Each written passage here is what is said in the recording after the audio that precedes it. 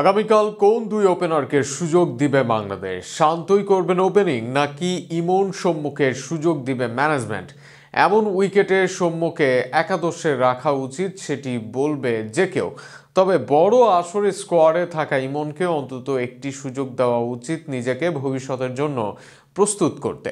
তাছাড়া তামিমের বড় আসরের পারফরমেন্সও বেশ দৃষ্টিকটু। সেক্ষেত্রে কেমন হওয়া উচিত বাংলাদেশের সেরা একাদশ? 2023 বিশ্বকাপে প্রতিটি ম্যাচে একাদশের ওপেনার ছিলেন তানজিদ হাসান তামিম। প্রায় প্রতি ম্যাচের শুরু পেয়েও এক ম্যাচের বেশি ইনিংস লম্বা করতে পারেননি এই তরুণ প্রতিভাবান ব্যাটার।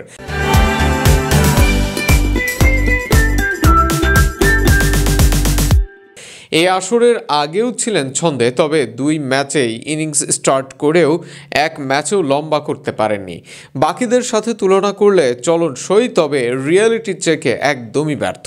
এদিকে দলের সাথে আছেন সৌম্য, নিজের দিনে বড় ইনিংস খেলেছেন বহুবার, তাই এমন পিচে সৌম্যের ওপর ভরসা রাখাটাই ভালো। তবে প্রশ্ন উঠতে পারে ইমনের নাম নেওয়ার যৌক্তিকতার।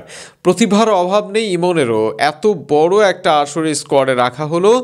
দল ইতোমধ্যে বিদায় নিয়েছে, তাই কিছু না পাওয়ার ম্যাচে যদি অন্তত বড় আসরে খেলার অভিজ্ঞতা নেওয়ার সুযোগটা করে দেওয়া হয় ইমনের জন্য, তা মঙ্গলীকর হওয়ার কথা ভবিষ্যতের জন্য। সেক্ষেত্রে ওপেনিংয়ে যদি সৌম্য আর ইমন খেলেন, ওয়ান ডাউনে অধিনায়ক নাজমুল হোসেন শান্তর খেলা নিয়ে প্রশ্ন ওঠার কথা নয়।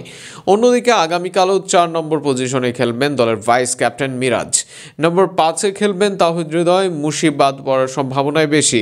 নম্বর 6-এ খেলবেন মাহমুদুল্লাহ রিয়াদ। গত ম্যাচের আগে সর্বশেষ টানা 4 ম্যাচে 450 আছে রিয়াদের, তাই তাকে অন্তত এই ম্যাচে বাদ দেওয়ার যৌক্তিকতা কম। প্রথম ম্যাচে হৃদয়ের সাথে পার্টনারশিপ গড়ে একাদশে জায়গা নিশ্চিত করেছেন জাকের আলী অনিক।